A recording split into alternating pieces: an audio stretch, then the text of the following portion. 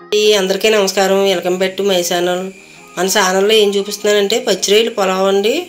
ఈ పులావ్ ఎంతో ఈజీగా అయిపోతుంది, ఇంట్లోనే చక్కగా చేసుకోవచ్చు. రొయ్యలు ఉంటే చాలండి, చక్కగా చేసేసుకోవచ్చు, రుచిగా చేసుకోవచ్చు, సింపుల్గా అయిపోతుంది. ఎందుకంటే గిన్నె పెట్టి గిన్నెలో 3 గ్యాసులండి బియ్యం వేసుకొని శుభ్రంగా 2 సార్లు కడుక్కొని వాటర్ వేసి నానబెట్టి ఒక అరగంట పక్కన పెట్టుకోవాలి. మూత పెట్టి పక్కన పెట్టుకోవాలి. ఇంట్లోనే ఈజీగా అయిపోతుందండి, తొందరగా కూడా చేసుకోవచ్చు. అదేంటి 1/2 కేజీ పచ్చిరొయ్యలు తీసుకున్నాను నేను. రైస్ ఏమో 1/2 కేజీ ఉంటుంది, పచ్చిరొయ్యలు 1/2 కేజీ ఉంటాయి. ఈజీగా ఇంట్లోనే చేసుకోవచ్చు.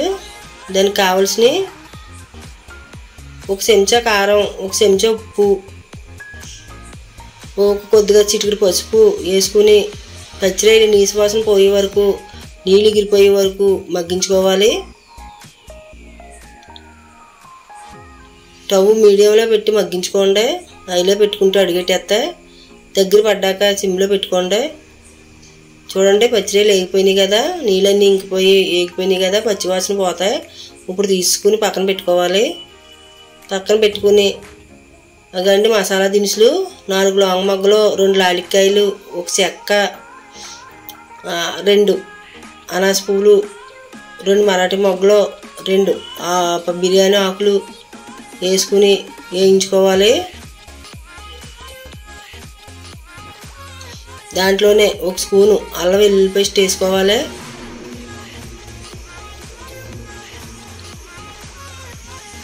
వేసి వేయించుకోవాలండి.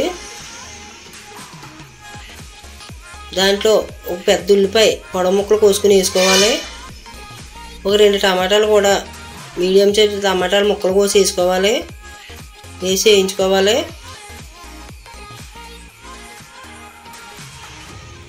దాంట్లోనే కొద్దిగా కరివేపాకు, కొద్దిగా కొత్తిమీర, కొద్దిగా పుదీనా వేసుకోవాలి. వేసుకుని వేయించుకోవాలండి. 4 పచ్చిమిరకాయలు కూడా వేసుకోవాలి దాంట్లోనే. ఇప్పుడు గసగసాల పొడి వేపి పెట్టుకున్నాం కదా, 2 స్పూన్లు ఉంటుందండి. 1 స్పూన్ ధనియాల పొడి, 1 స్పూన్ జీలకర్ర పొడి వేసుకుని వేయించుకోవాలి. 1 స్పూన్ కారం, 1 స్పూన్ ఉప్పు వేసి వేయించుకోవాలి. వేయించుకుని ఇప్పుడు పచ్చిరొయ్యలు వేయించుకుని పెట్టుకున్నాం కదా పక్కనే, అవి వేసుకుని వేయించుకోవాలి. స్టవ్ సిమ్లోనే పెట్టుకోవాలండి, అడుగెట్టేస్తుంది లేకపోతే. దీంట్లో ఇప్పుడు గ్యాస్కి 2 గ్యాసులు చొప్పున 6 గ్యాసులు వాటర్ వేసుకోవాలి.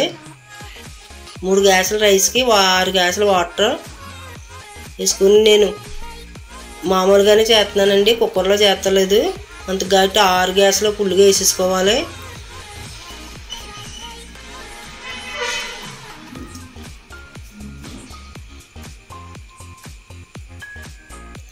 వేసి బాగా కలుపుకోవాలి.